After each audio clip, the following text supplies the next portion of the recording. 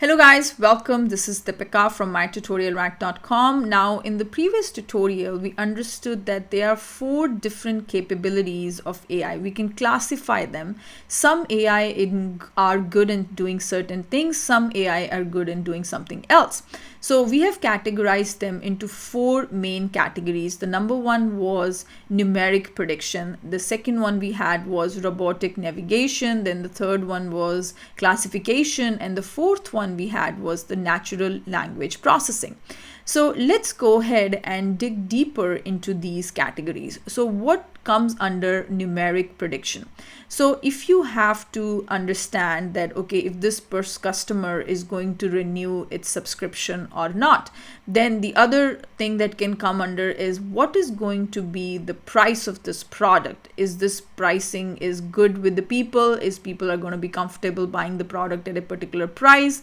Will there be a high demand on the power grid this evening? Is there a risk for medical condition? And if you want to figure out what is going to be your next quarter sales, all these comes under numeric prediction. If you want to see the price of an airline ticket or the price of the hotel during the season of summer, during your Christmas time, your Thanksgiving, that's going to be a little bit on the higher. So it can predict the prices. It can predict your sales based on what sales you are having in the previous years. You feed that kind of data and it can predict your next year's sales depending on where you are currently, right? So those things come under numeric prediction. Now the next thing that we have is classification. If you want to know what particular object it is, right? That is called as classification. Is this plant edible or poisonous? So another thing it can figure out is the email that is coming is legitimate or phishing, because you feed all these different types of emails kind of data to that, and it can figure out the kind of words a phishing email will contain, and a normal email will not have those words. So it can easily predict if it's a phishing email or if it's a fraud activity. If you want to understand that, okay, is a particular transaction is a fraud transaction. These are the capabilities of this AI. If you want to diagnose a particular problem, you can give it the symptoms of that problem and you can figure out what the patient is feeling, and based on that it can give you a diagnosis as well. If you want to highlight all the negative comments that are available on the social media, it can figure out based on what a negative comment looks like, right? If the negative comment is going to have an abusive language or a violent kind of message would be there. So it can easily figure out, it can scan through those comments and it can easily highlight the ones that are bad comments or the toxic comments. So this particular AI is capable of identifying certain things, okay? The next one we have is robotic navigations. Now, as I mentioned to you, it can easily adapt to its surroundings, okay?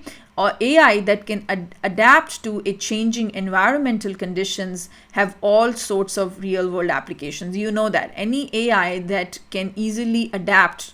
So let's say when we had this Roomba vacuum cleaner, right? What it does, it just scans through your whole house and it cleans through your whole house. And anytime it figures out an obstacle in the path, let's say you have a chair or you have a table, it will easily change its directions and go to a different area where it can clean, right?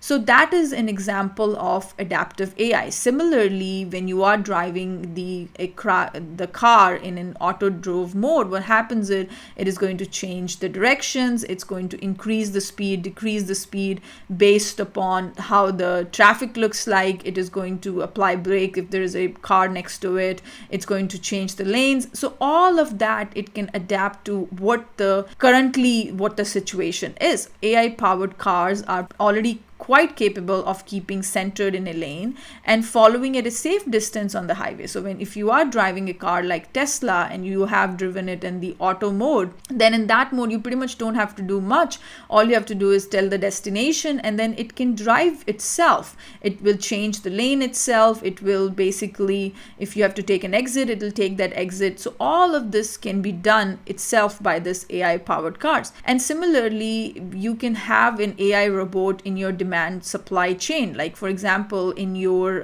assembly line, you can have these kind of robots which will basically will increase their speed, decrease their speed based upon how faster your systems are, or basically will be more efficient. Okay, so the third one is assembly lines are being fitted with robots that can become faster and more efficient over time. So you can put them in your assembly lines and they can help you to be more efficient. Then we have rescue robots, right? So let's say we have a calamity happen, like an earthquake, and these kind of robots can literally can grab people who are stuck underneath, and with a very small hole they can bring those people back up, right? So rescue robots can traverse these disaster areas such as collapsed buildings. Then we have is a robot caterpillar. It's kind of like a machine that can squeeze through tiny cracks and could deliver aid and hope to those trapped inside. So that's one example of the robotic navigation AI is. Now the fourth one that we have is the natural language processing, and one of the great example is ChatGPT.